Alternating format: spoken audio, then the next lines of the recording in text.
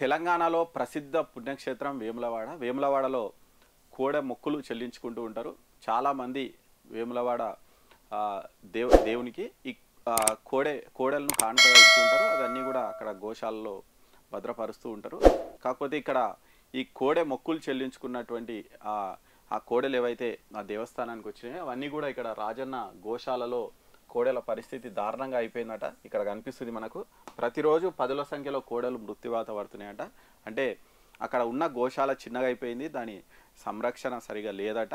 అంటే కనీసం అంటే ఉండాల్సిన దానికంటే ఎక్కువ అయిపోయినాయట. మామూలుగా అక్కడ ఒక 500-600 కోడెలకు ఆశ్రయం ఏనికి ఉందంట. కానీ ప్రజెంట్ 1250 కోడెలు అక్కడ ఉన్నాయంట.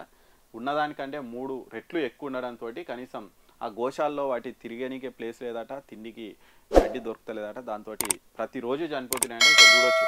ఇక్కడ నిన్న కూడా 8 కోడెలు మృత్యువాత పడ్డాయట. ఇది దుమారం అయితే రేపుతుంది. అసలు కనీసం దేవస్థానం అధికారులు ఏం చేస్తున్నారు ఏంటి, భక్తులు ఇచ్చినటువంటి కోడెలను ఎందుకు సంరక్షించలేకపోతున్నారు రాజన్న ఆలయంలో అని అయితే తీవ్ర స్థాయిలో విమర్శలు అయితే వస్తున్నాయంట. గతంలో ఇక్కడ చూడొచ్చు, మామూలుగా కోరికలు నెరవేరినటువంటి భక్తులు కోడె ఆలయానికి సమర్పించడం చాలా ఏళ్ళుగా వస్తున్నటువంటి ఆచారం. ఈ నేపథ్యంలో ఎప్పుడు ఈ కోడెలు వస్తూ ఉంటాయి.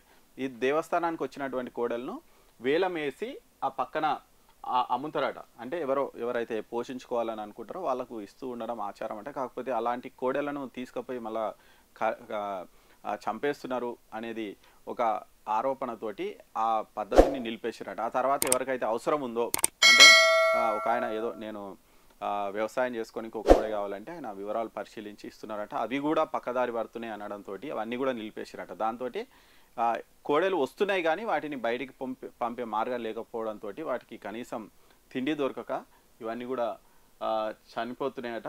మరి వీటి మీద అయితే చాలా తీవ్రమైనటువంటి విమర్శలు అయితే వస్తున్నాయి. ఎందుకంటే భక్తులు చాలా భక్తితోటి సమర్పించినటువంటి కోడెలను కనీసం దేవస్థానం రక్షించలేకపోతుంది అని అయితే విమర్శలు వస్తున్నాయి. మరి దీని మీద ఖచ్చితంగా దేవస్థానం అధికారులు చర్యలు తీసుకోవాలని అయితే భక్తులు కోరుతున్నారు. మరి చూడాలి ఏం చేస్తారు అనేది.